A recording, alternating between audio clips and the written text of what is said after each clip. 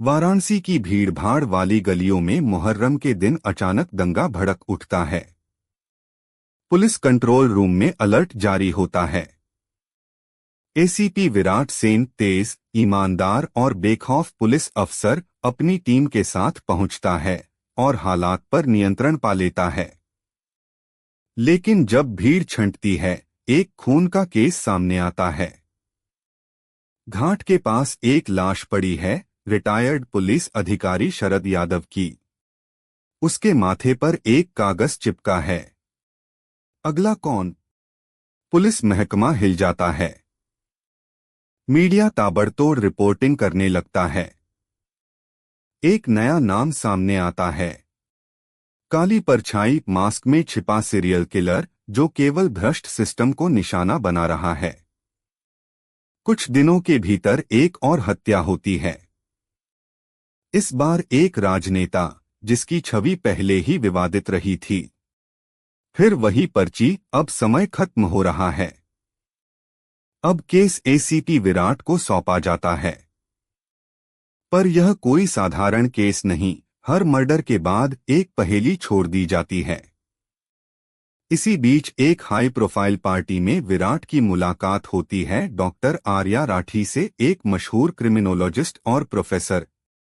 आर्या सुंदर और गंभीर है, लेकिन उसकी नजरें गहराई से सोचती हैं। वह विराट से कहती है, ये मर्डर कोई साइको किलर नहीं कर रहा, ये बदले की आग है और इसके पीछे बहुत सोची समझी प्लानिंग है। आर्या विराट के साथ जुड़ती है। फिर अगली पहेली आती है। धूप में भी छाव ढूंढो, आवाजों में सन्नाटा सुनो, झील में वो चेहरा देखो जो अब जिंदा नहीं। विराट और आर्या मिलकर इसकी गुत्थी सुलझाते हैं। जवाब आता है मुंबई अंधेरी ईस्ट होटल विश्वास। विराट होटल पहुंचता है, लेकिन देर हो चुकी होती है। एक और लाश, एक और पर्ची। गोल्डन बॉय को महंगी वाइन पिलाएंगे। इस बार मरने वाला था एक करोड़पति बिजनेसमैन, जिसकी कंपनी पर सेक्स ट्रैफिकिंग के आरोप थे। विराट को एक पुरानी स्कूल की क्लास फोटो मिलती है, जिसमें वो खुद एक लड़के के साथ खड़ा है। आर्या बताती है, ये लड़का है रौनक भारद्वाज, जो एक समय मानसिक अस्पताल में भर्ती रहा और फिर गायब हो गया। तफ्तीश में सामने आता है कि रौनक का पूरा परिवार फर्जी एनकाउंटर में मारा गया था और वह सब एक सरकारी योजना के नाम पर किया गया। अब रौनक काली परछाई सिस्टम को उसी के हथियार से खत्म कर रहा है। रंजीत माथुर, होम मिनिस्टर का बेटा, जिसका नाम एक रेप और ट्रैफिकिंग केस में आया था, लेकिन सबूतों के अभाव में बच गया था। एक हाई प्रोफाइल क्लब में रौनक रंजीत को गोली मार देता है। माथे पर फिर वही पर्ची, फिर मिलेंगे। अब विराट को एहसास होता है कि ये केस उसकी जिंदगी से जुड़ा है।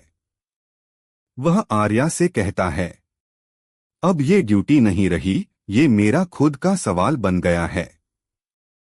जांच आगे बढ़ती है और एक नया वीडियो सामने आता है, जिसमें एक युवती साहिबा और कुछ अनाथ बच्चियां दिखाई देती हैं, जो एक हॉस्टल से बचने की कोशिश कर रही हैं। पता चलता है साहिबा रौनक की पत्नी थी।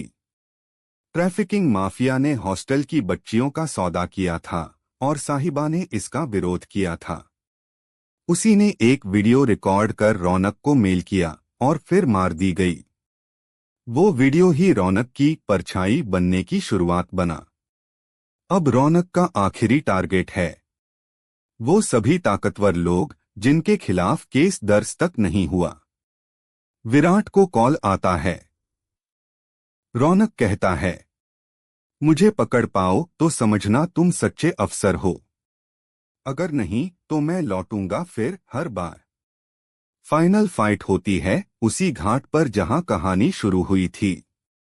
एसीपी विराट रौनक को मारने की बजाय गिरफ्तार करता है।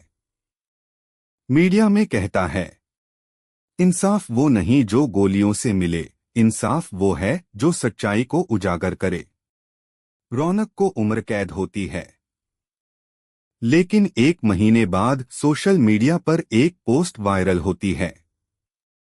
अभी अंधेरा बाकी है। जब तक अन्याय जीवित है, परछाई लौटेगी। Subscribe our channel the power.